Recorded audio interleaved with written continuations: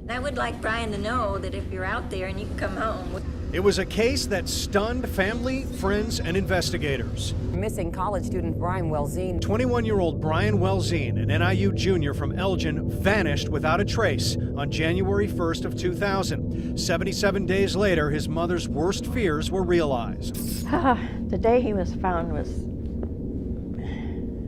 really hard. There was a 10-0, which is a dead person on the beach. Gary Detective William Fazekas was there the day Brian's body was found. We had some troubling questions, and in reference to, is this supposed to be a drowning? You know, why is there no water in the lungs? Despite those questions, Fazekas says the case has remained cold for nearly 2 decades. But a phone call from retired New York detective Kevin Gannon would change all that. He said, hey, we're coming up here, take a look at this, do you mind? Absolutely not. Gannon has combed through hundreds of cases like Brian's and has developed what's known as the smiley face killer theory. We started finding not just a pattern of the individuals, but the fact that there were smiley faces at those locations along with other graffiti. Gannon says all the cases start out in a similar fashion. The young men have been drinking, they got out missing, and they wound up in bodies of water. He also says that narrative of a drunk young man who fell into the water makes it easier for detectives to close cases like these. I definitely think this theory is true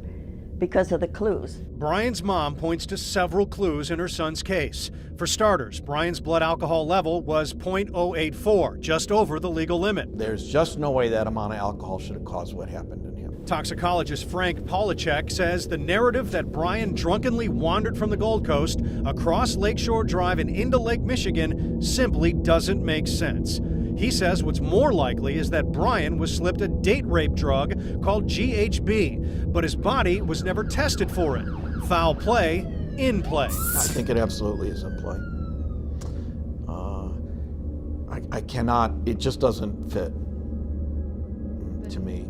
The alcohol level and the description of his behaviors do not fit. Next, take the coroner's report, which shows manner of death as undetermined. And looking closer, just slight to moderate decomposition, with the body well preserved, lungs well aerated, with minimal amounts of sand, even after a supposed 77 days in the water. And that looks more as if he had been driven to that location and dragged down to the beach and placed into the water. Gannon says Brian's case was one of the first. Over time, he theorized that at least 12 other so-called drownings in and around Chicago could be linked. I miss somebody saying, "Hi, Mom." You know, I miss his hugs. I just miss all of them. The goal now to get medical examiners across the country to change these cases to homicides instead of accidental drownings, so the investigations can continue. We know that they're drugging them in the bars. We know that they're abducting them, holding them for periods of time before they murder them, and then place the bodies in water to make it appear to be an accident. We have the graffiti out there in Chicago that proves our group is there. We've seen it. We know it's there. We know they're active. We have pictures of this group. We know who they are. It will eventually come out into the public light. It's justice delayed, not justice denied. It won't be denied. Rafer Weigel, Fox 32 News.